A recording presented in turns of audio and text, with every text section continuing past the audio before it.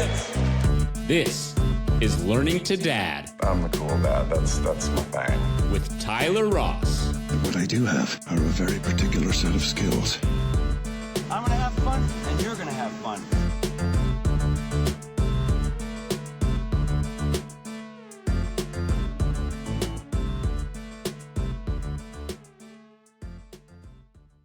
Canada. Oh, I think you're going to be my second or third Canadian guest. That's super cool. And where are you? I am in a little town called, well, bigger town now, Warrenton, Virginia, about an hour outside of Washington, D.C. Oh, okay. Yeah, and you've been on over 300 podcasts? About 320 now. That's amazing. So I'd love to know what inspires you to do that, because I know there's so many services that match people, and is it kind of from a business perspective? Is it generating leads? I talked to a guy a couple weeks ago who has he just does it because it's fun. He doesn't have a podcast, doesn't serve his work. It's nothing except just fun to him. What drives you to be on all these podcasts? I have met absolutely amazing people from all over the world, and it is good for business. Yeah. Well, and so anybody listening, this is Tammy Johnston of KSA Business, the hold your hand and kick your ass while you're doing it gal, helping entrepreneurs get off the ground. And then I'd imagine you have other different stages of help that you can provide people. My first question, what's KSA? Kick some ass. I love it. I should have put that together, That's great. Well, tell me a little bit about your business. I know you've been doing it for over 20 years now, right?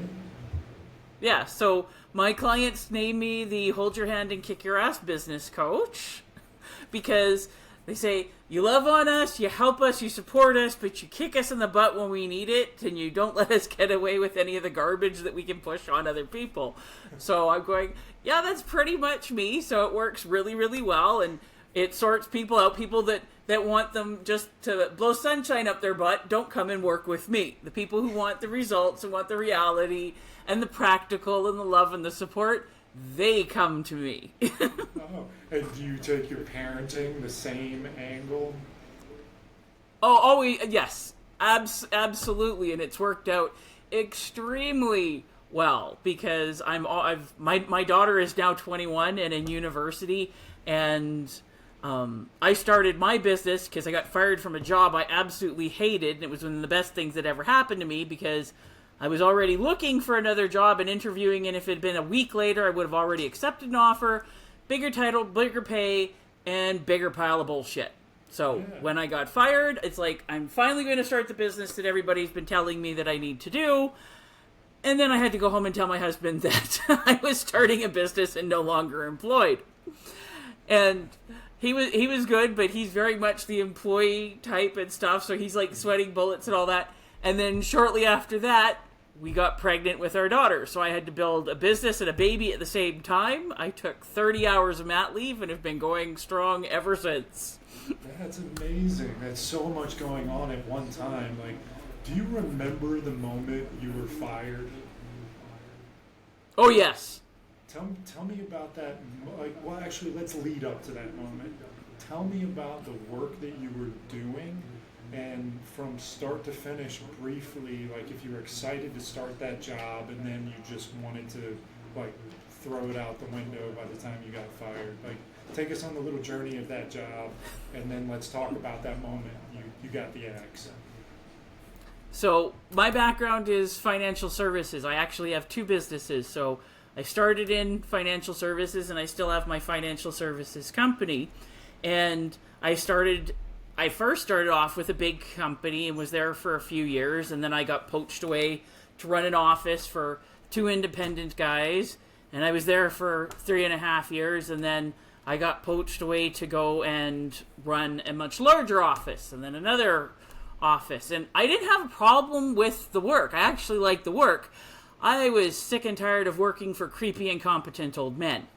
Yeah. And having to deal with the same garbage and all of that is by the time I finished, I was like, it was all I could do to drag myself into work every morning and not throw my boss through a plate glass window.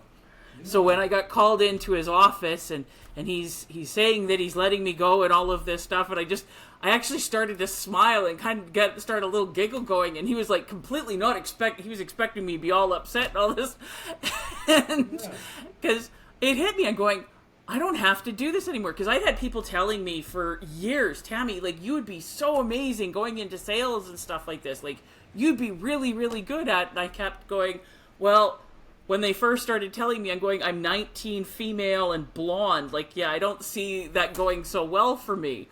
But I started to learn more, and I'm all about learning, and I got my licenses and just gathered more information and helping people. And my last few jobs, it was my job to hire and train the other agents, and any problems that they had, I had to help them figure it all out. So when, like you said, I was called my boss, so I'm going, I don't have to do this anymore. I am finally going to go into sales, and I would rather do that than put up with another idiot like you again. And it was very challenging because I sell life insurance, and I am like we are the quintessential joke. Everybody wants to avoid us. Like, you want to clear a room, come in and say, I sell life insurance, and everybody is going to have an excuse. I need to go home and like squeeze my dog's anal glands instead. So I had to learn how to sell a very needed product that nobody wanted to, and I'm a major introvert. So I had to get over all of these things, and it was very, very challenging. And then, like you said, a few months in, got pregnant, and hats off to any woman who repeats the process. There's many reasons I have one child. Well, I want to understand the trap that you were in. Like, at any point, like, you're being encouraged. So many people go out and start a business against the advice of others, without encouragement, and with the opportunities abound. But you were in a job, and people were telling you this is what you need to do, but you chose not to. You chose to keep slugging away. Like, what is it that trapped you into that until your boss at the time like opened the door and kind of bestowed upon you the vision of freedom?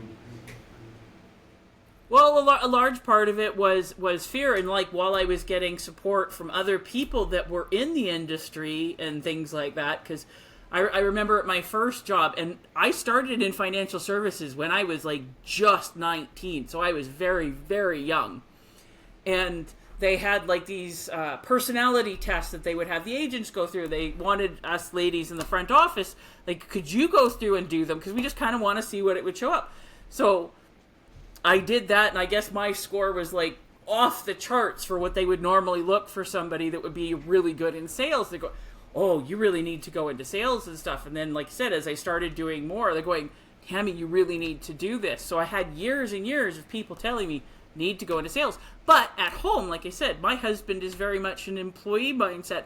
My mom worked at the same hospital running the department for 42 years before she retired. And all of my circle of friends, they were all employee types. And that the myth of the safety and the security, and you starting a business that's really, really risky, and don't you know that they all fail and stuff like that. And especially, like you said, young, blonde, and female, they're going, no, the picture of somebody who's going to be helping you out with your finances and stuff, like, that's a middle-aged man with salt and pepper hair, and like, I did not fit into that.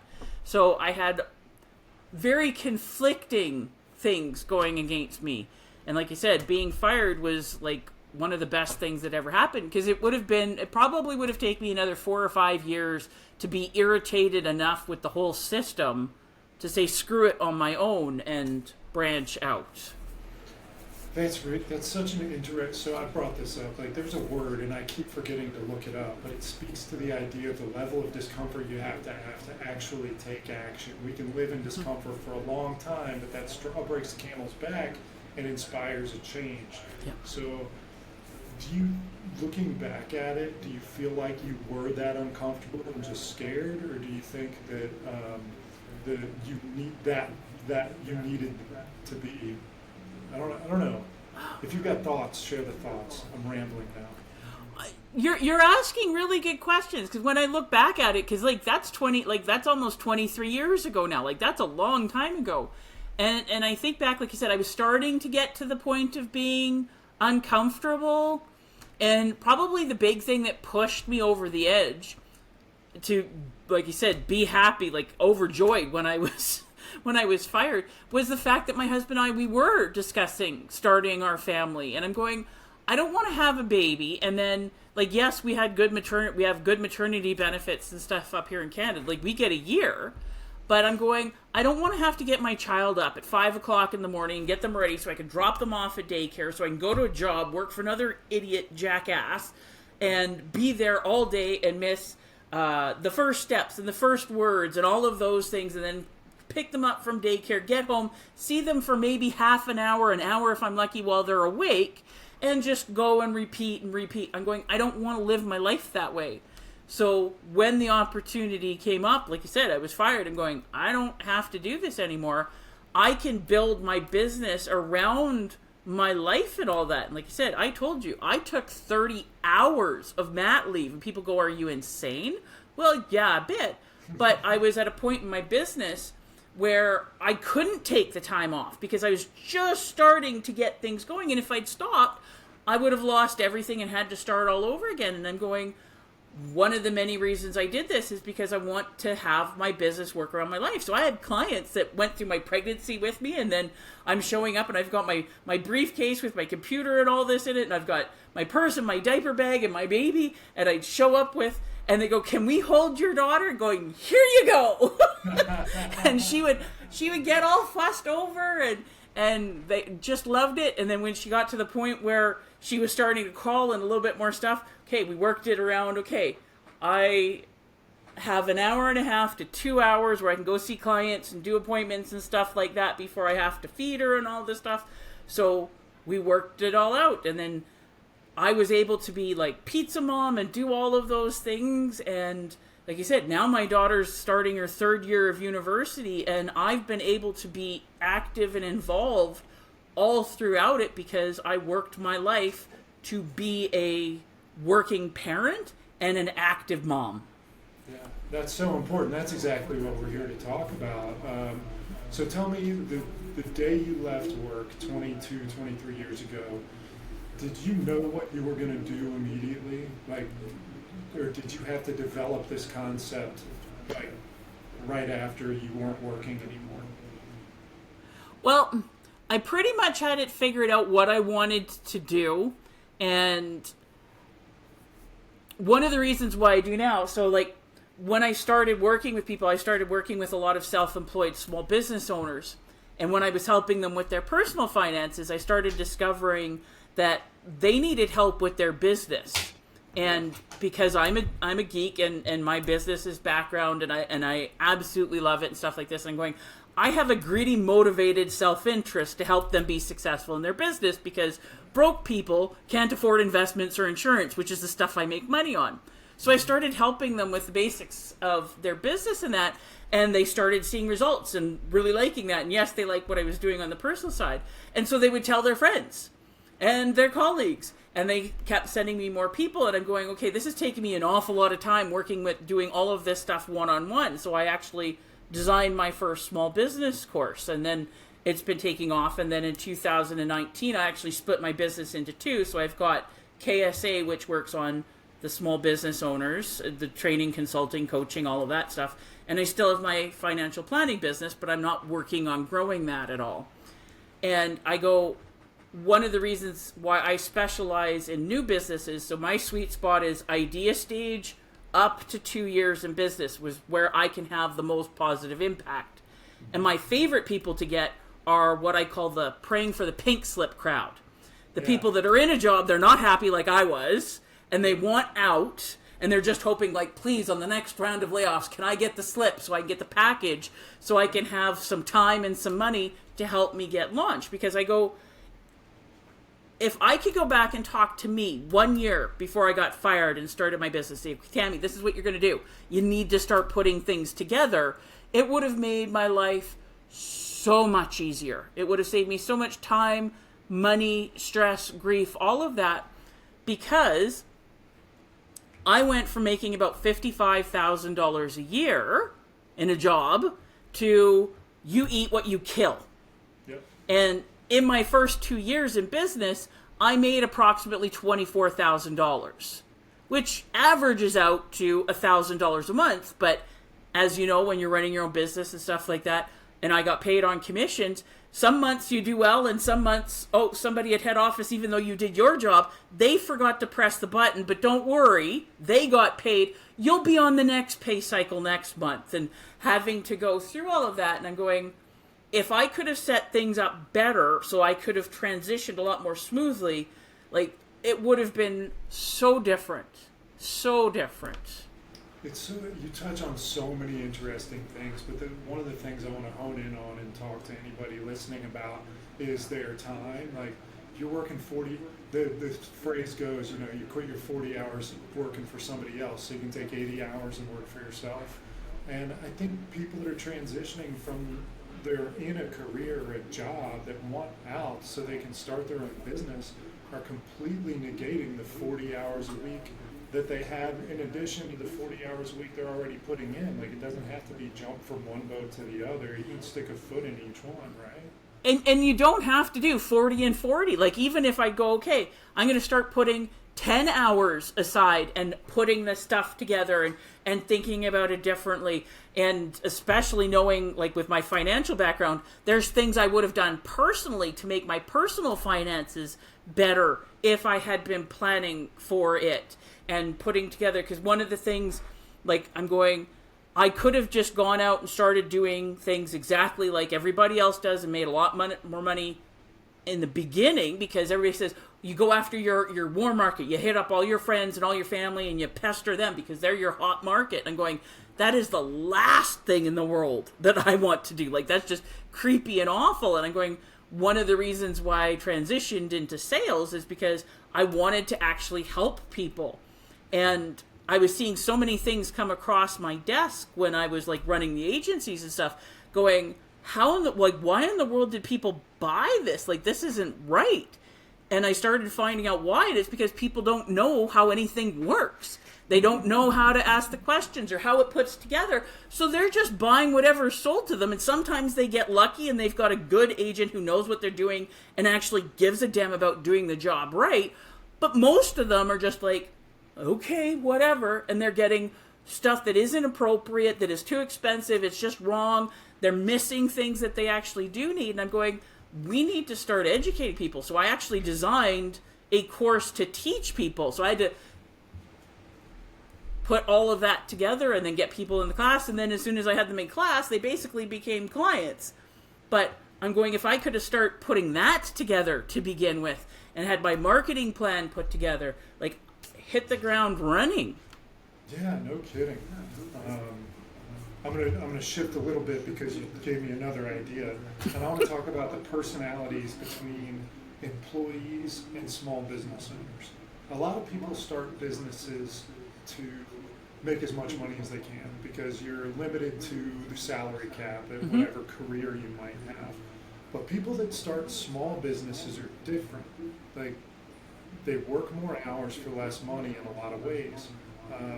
Could you kind of speak to that a little bit and your history of people that are starting small businesses? Like, what motivates them? What kind of traits do these people have? Well, that is a beautiful question and one I deal with all the time. And I find, like, yes, people do want to make money, and if you're doing things properly, the money does come. But one of the biggest things that I have people having a problem with from switching to the employee mindset over to the small business entrepreneur mindset is employees, they put in the time, they get the money.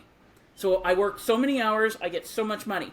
When you are a small business owner, you work and you work and you work and you work and you put money out and the sweat, the blood, the tears, and all of this stuff, and then the money comes. Like, I remember, so when I started my business, we had a very tight group of friends that we got together with, like, on a weekly basis and that. And they were with us, that we were still friends when I started my business. And we went through, like I said, a lot of stress because I'm building a business and a baby. And like I said, I didn't have a regular paycheck or any of this stuff. But after about 2 years, I had everything put together and I was making good money, and I had the flexibility to, like I said, do what I needed to do with my daughter, and I didn't have to ask anybody for time off or sick days or permission to go on vacation. And they looked at me and said, "Oh, you're so lucky." And I'm going, what the heck? Luck didn't have anything to do with it. I busted my ass for 2 years. But they forget that. So one of the biggest things is, like I said, employees, you put in the time, you get the money. It's very straight line. As a business owner, bless you, you have to be willing and able and creative enough to, get through that beginning stages where you're not making the money, or any money that you're making has to go back into the business and all of this stuff. You're not going to, it's not a straight transition over for what you're going to be getting in income. But if you do it properly and you're building an actual business and you are properly helping your clients and doing a good job, then the money comes. But you have to be willing to put in the time and effort to get through those beginning stages. I think you nailed it. The time for money exchange is like, that's one thing.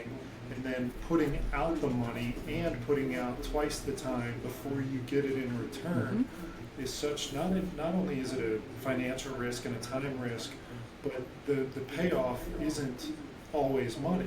Like, the payoff in a time for money is, work, reward, money. Work reward as an entrepreneur is satisfaction, self-satisfaction, self-autonomy, and serving other people. Do you find the majority of the businesses that you consult are centered around a desire to have a better mousetrap, a better anything, because they're serving people in a better way, and that's what's inspiring them to do it? Well, in a lot of ways, yes. Like, what I have found, most people that start businesses are what we refer to as technicians. They're technically very good at their product or service. And while that is very important, it's also their number one downfall, because when they're focusing on building the better mousetrap and I've got the best mousetrap and stuff, they forget that they have to market the mousetrap. They have to have the proper systems for making the mousetrap. They have to have the financials understood so that they're, am I charging enough for my mousetraps? Or am I getting paid in a good enough time? Am I getting a better rates with my suppliers and that? Who are they taking their business advice from? Because I found most people, when they're first starting out, are getting their business advice from their broke-ass friends and family that have never set foot in the arena, and then they're wondering why they're not getting good advice. And they're going, are they putting their time and effort into the things that actually matter as a business owner? Because when as an employee, you have, here's your job description, here's the box that you play in, and they get really, really good at that. And then they forget that there's the entire rest of the house that needs to be looked after, which is where I like to come in. I don't need to be the technician. If you're good at what your product or service is, I can teach you and help you put the business processes, systems, all of that around it, because business is business is business. You need to know the technical side. But if you don't build up those business skills, and every single successful business has the same 8 foundational pieces, you're missing any of those, your chances of success are pretty much non-existent. That's why most fail. And it's not because there's a problem with the product or the service or the owner isn't working hard enough. It's they're lacking the business skills. That's an amazing observation that I was just going to say in other words to reframe it or ask you to even expand on it even more. Like, the difference between a technician, was that your cat that just went across? Yes, that was the tail of my cat. He heard us chatting there. So I've never heard the word used, technician, in the way that you used it. So would you say it's fair to say the difference between a technician and an entrepreneur is a technician could be really good at this business if they learn all those marketing and accounting and all these other things, and an entrepreneur could be good at any business, but whether it's selling socks or outdoor patios or life insurance? Pretty much. It helps if you actually care about your business, But I can't remember where I heard it, but wonderful saying, PhDs work for C students. I love that. You're right. You're right. So tell me about the transition of, well, I mean, you're starting a business and pregnant and having a baby at the same time, with your prior professional experience all being working for the man, 9 to 5, time for money exchange. Can you talk about the practical changes you made in your life, and how you felt about them in order to execute pregnancy and startup? Well, one of the first things is when you're working for yourself, you set your own hours. You can work whenever you want or end on whatever you want. When you're an employee, okay, you're supposed to be at the office or at the store or wherever, at the job site, certain time, and you're there and here's when you take your lunch breaks, and somebody else is telling you what to do.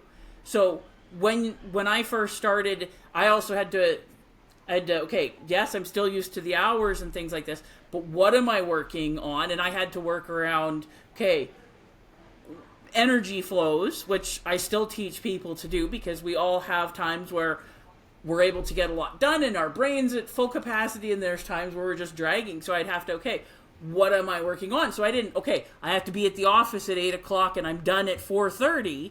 No, I would get up in the middle of the night because I couldn't sleep and didn't want to disturb my husband, so I'd go down to my office and I'd start working on things, and I'd grab a nap in the middle of the afternoon, and I would, okay, how are we working things around for when am I working on my paperwork and the back end stuff that needed to be done? When am I working and seeing clients?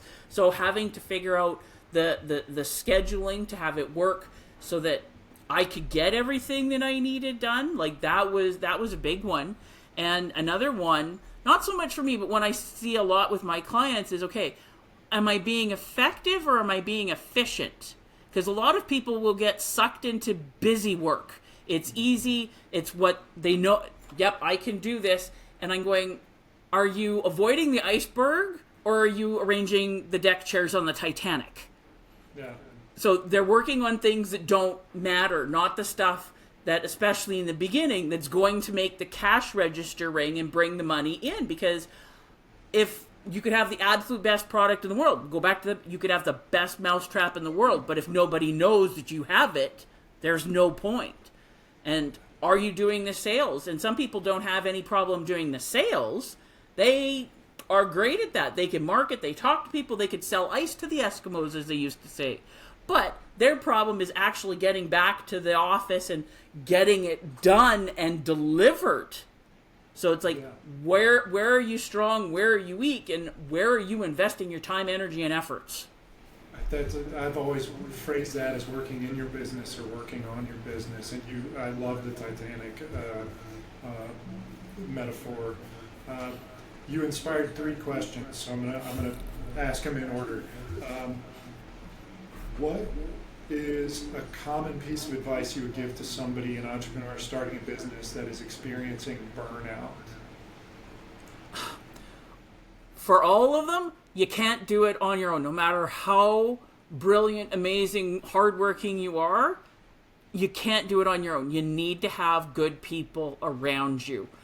So 2 of the things that helped me, especially in the beginning, was I found a really good group coaching program, and that was absolutely amazing. It was for entrepreneurs and stuff. And surround yourself with other people that are in the arena, that are playing the game. So when I first started my business, my entire social circle were other employees. And within the first 2 years of me having, basically my entire social circle had changed to almost 100% other entrepreneurs. Because while I still love those people and a lot of them are still clients and things like that, I couldn't talk to them about anything with my business. They'd look at me like I was speaking Klingon, like it was so out of their world. Where when I started meeting other entrepreneurs, and okay, no, I'm not the only person that's struggling with, or they're going through that, and I could help them with this, and they could help me with that, and coming up with strategies. Those were the 2 biggest ones, was, like I said, getting a good coach and surrounding myself with other entrepreneurs so that I could learn and support and know I wasn't alone and have different ideas on how to deal with the burnout and, as I would say, the am I out of my freaking mind days. Like, it'd be so much easier just, you know what, I could go get a job like this. Like, I was headhunted for 7 years after I started my business. And I'm going, wonderful, but no, I am 1,001% unemployable now. that validates that decision to start your own business every time you tell a headhunter no. That's beautiful. I love that. And I think you've just given me a new idea for a piece of advice for people that maybe you'll use too. Taking entrepreneurial advice from an employee is like taking parenting advice from someone with no kids. Yeah. How about that? What is one of the most common piece of advice? You may have just answered it, but what's one of the most common pieces of advice that you find yourself giving to people starting their small business? One day at a time. Because yes, we definitely want to know where we want to end up and where we're going for. Because one of the first things I do is, okay, what is your exit strategy? Because you could go to Washington, D.C., Vancouver, B.C., Sydney, Australia. They're all perfectly fine locations, but you're going to do it very differently depending on where you're starting and where you want to go. But once you've got that figured out, you can only live and do one day at a time. And a lot of people, they get overwhelmed, they get burnt out because they're trying to live 6 years down the road, 6 months, and today, and they're wondering why it doesn't work. Yes, you know where you're going, but what can you do today? And then do that, and you do that the next day, you do that the next day, and you will get where you're going, and you'll get there faster and easier. Where if you're focusing, like I said, on everything, you're going to burn out, you're going to be overwhelmed, and you're going to accomplish nothing. I love that one day at a time, because if you think about a business as like one of those mouse tunnels, here we are talking about mice again, and I find a lot of people have this vision that they try to force their business into this future vision. But if you take that one at a time, you can pivot and be nimble. And maybe you started out as a patio company, and turns out somebody wants you to install a pool. You do really great at that, and suddenly they want you to service it, and before you know it, in 18 months you've transitioned from building patios to building a pool servicing company. Talk to me about pivoting when someone thinks they know what they want to do, and then a new idea is introduced. Well, that happens all the time. Like you said, my background and where I first started was financial services, and then things have been growing, and I have yet to find anybody that where they started with their business and where they first thought they were going to go is exactly where they ended up. Because things happen, things change, and you okay, I thought I wanted to be doing this, but I actually got introduced to this, and this is actually more my thing, and there's bigger demand for it, or whatever. It's like just one day at a time. So I explain this to people. So are you familiar with a company called Nokia? Sure. Hey, do you know what their original business was? Oh my gosh, no, I have no idea. Most people would never ever guess, because most people know it as a cell phone company. Sure. They actually started as a lumber company. No. They started as a lumber yard, and now they're the #1 manufacturers for cell phone cameras. They don't even make the phones anymore. They make the cameras for the phones, for your Apples and all of this stuff. How in the world do you go from being a lumber yard to being... Because one day at a time, and they started seeing things, and they had different people come in and all of this stuff. Where if they're going, we're a lumber company and we're going to focus solely on that, they never would have survived. But the perfect contrast to that is Kodak, who said, we're only going to do photos.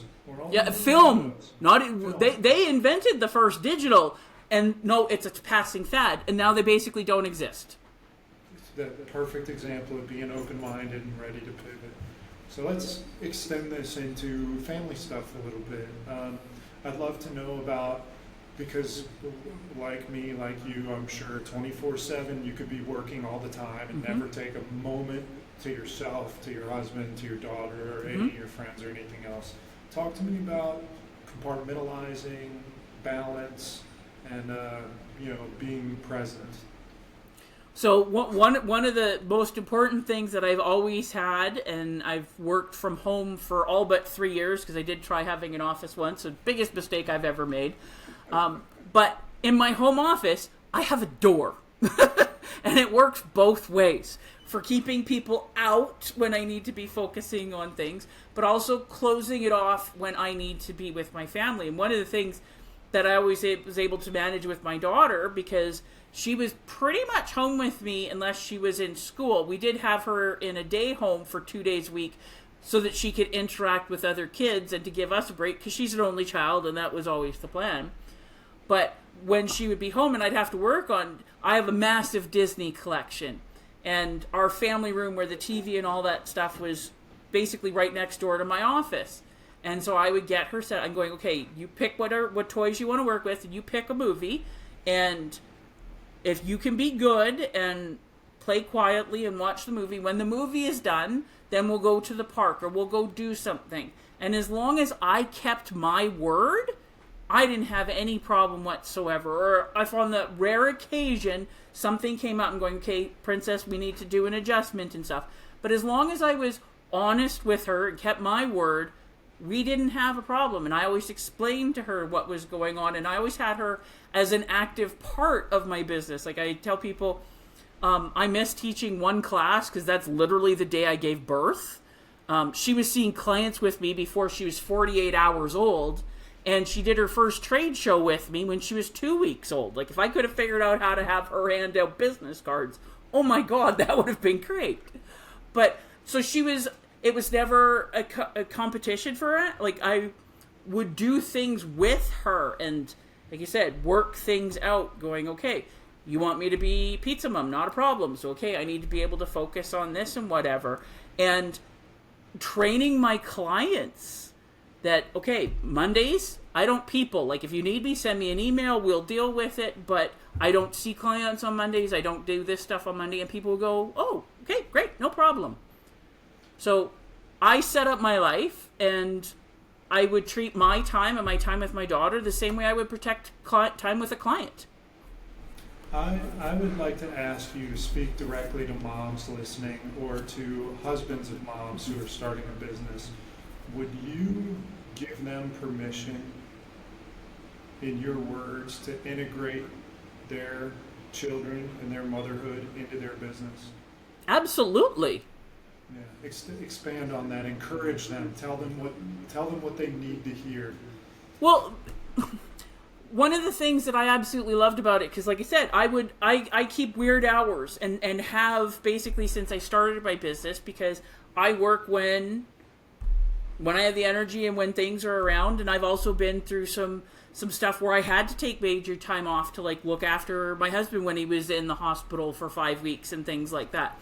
And my daughter likes seeing what I do. Like, she would come to my classes and she'd play in the back and do different things like this, and she'd come to my networking events, and she liked being part of it, and it helped her so much. And I also have to add in, my daughter's autistic.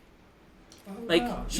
she's very low support, but my daughter is autistic. So having to learn these different things, and one of the things that I had to learn with her very quickly is she doesn't pick up on hints or anything, which is perfectly fine with me. Like, you have to be very direct, and here's what's going on, and explaining things. And as long as I did that, she is perfectly fine.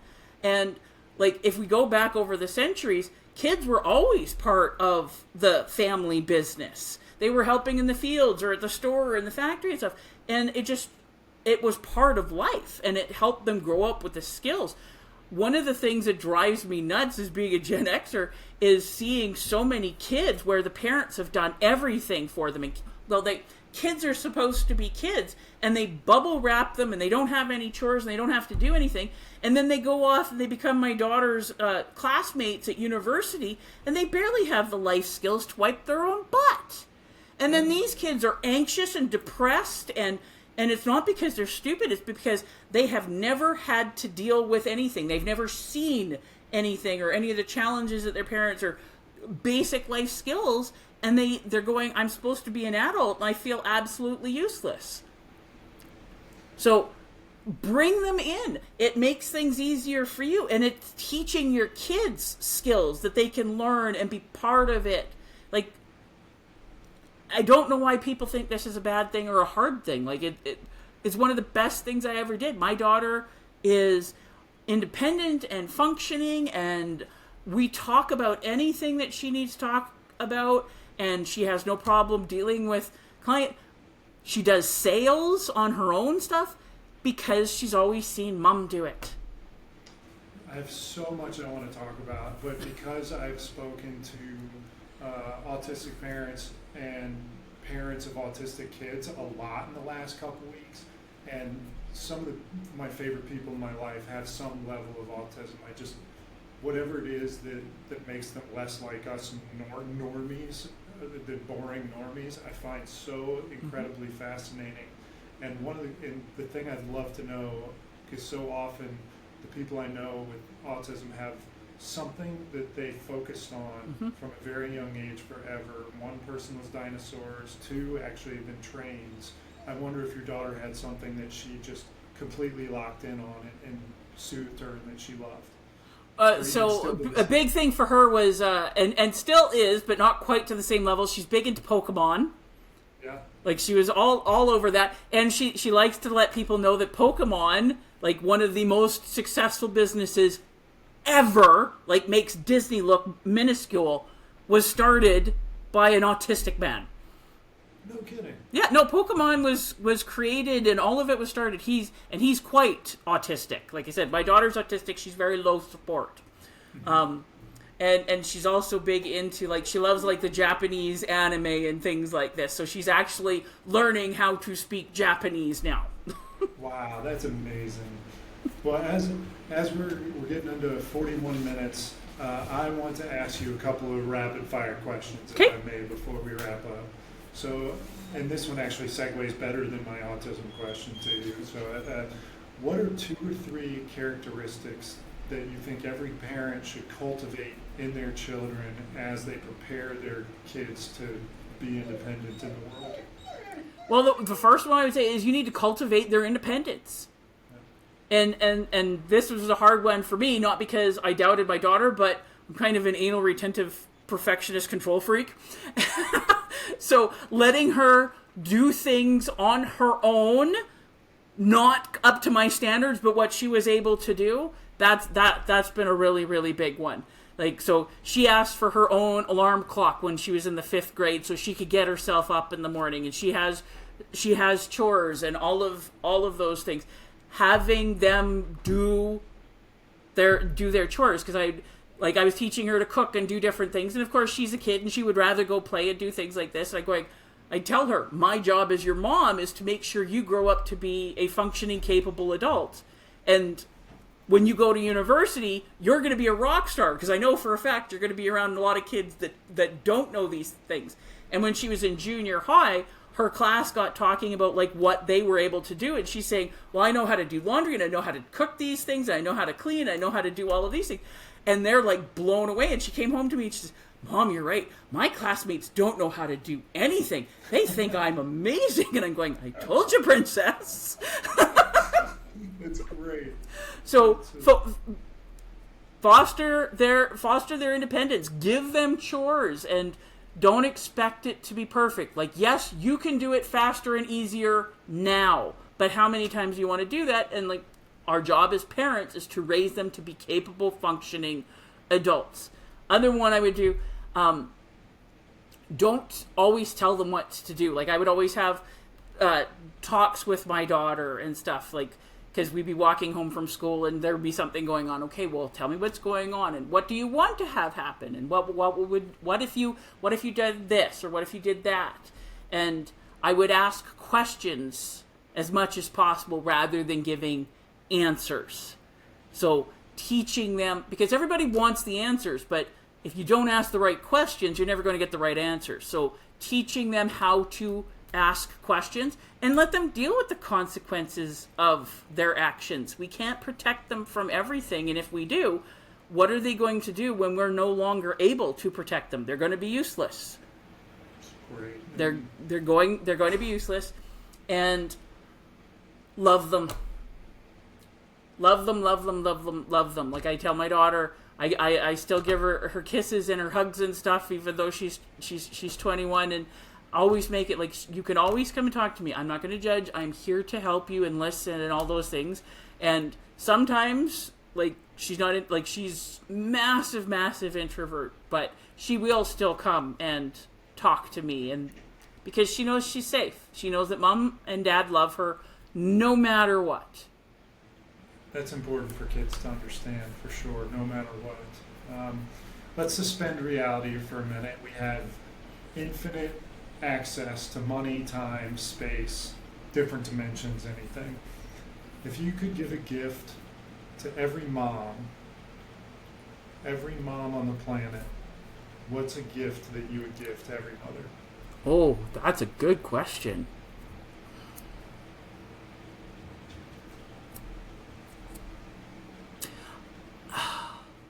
I would say, and this is not just moms, I would say dads, I would say any parent, I would say calm. Nice. Calmness. I like it. Calmness, because we love our kids, but so many of the times we are making bad decisions, we are lashing out, we're saying things that hurt our kids and those around us because we're in such turmoil. And we're lashing out. We don't have the skills because they've never been taught to us. A lot of the parenting, it's a learn on the go as you said system. But I'm going, if everybody could just have that internal calmness and go, okay, I'm going to deal with this, they would make much better decisions that would help them, would help their kids, would help all of their relationships, where they're not lashing out mentally, verbally, physically. Just calm. Calm. I love it. When in your life do you feel the most love? Whoa, you ask good questions, dear. Thank you. You ask good questions. Oh. I'm not sure, because I'm usually the one that's giving it.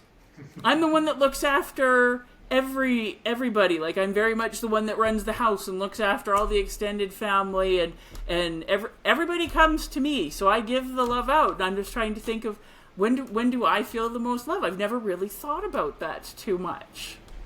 Maybe it's when you're giving it. Yeah, probably. Yeah. Because I know that my primary love language is acts of service. There you go. That's you expressing love. That's Yeah. perfect. I've got a new question that I haven't asked anybody before. Business related. Okay. What is a tool that you use regularly? Maybe it's an app on your phone, maybe it's a software program, maybe it's an elevated desk, I don't know. But from a business perspective, what is a tool that you find yourself kind of unique and frequently using? So I was introduced to Zoho Suite a few years ago, and I signed up and started using it last summer. And I'm finding that one's a really, really good one for me because it integrates everything. Like, it's got bookkeeping in it, it's got the social posting, it's got the booking links, it has an option for Zoom. I still have my Zoom account.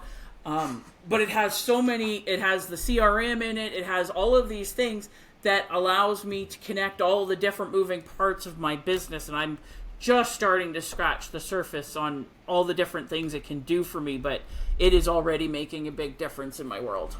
And it's Zoho? Yeah, Suite? Zoho. And what is, it's a software. I'm Googling it right now. Well, like you said, for my CRM. business, it has the CRM, it has the social posting, it has the bookings, it has the books. I use it for so many different things.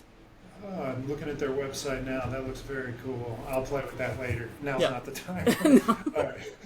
So before I ask you the last question, I'd love for you to tell anyone listening where they can find you, socials, websites. So you can always find me at my website, which is KSABusiness.ca. And you can also find me, the best place is on Instagram if you're looking for the social, which is KSA.business. Awesome. And then my final question for you today, Tammy, which has been a pleasure and a pleasant, just been a blast talking to you. Thank you for the time. In the event this recording lasts forever, and maybe your daughter has kids, maybe they have kids, just generations of Johnstons, what's an evergreen message that you would share with generations to come of your family? Kaizen. That is my message. Kaizen. Tell me about Kaizen. So Kaizen is a Japanese word, roughly translated means constant and never-ending improvement. It means, what can I do today to make it better? Not looking for the quantum leaps, like every now and then those things happen, but it's like, what am I doing today? What are the habits that I am nurturing? What are the choices I am making? What is the effort that I am putting in that is going to move me forward? Because that's what actually makes things happen. So many people are waiting for the perfect moment and the inspiration and trying to jump the Grand Canyon. Well, you can't jump the Grand Canyon, but I can waddle my fat ass from one rim down to the bottom and up the other, slowly and surely. You're the best, Tammy. You're just the best. Thank you so much for the time today. Everybody, thank you for listening. Thank you very much for having me, Tyler.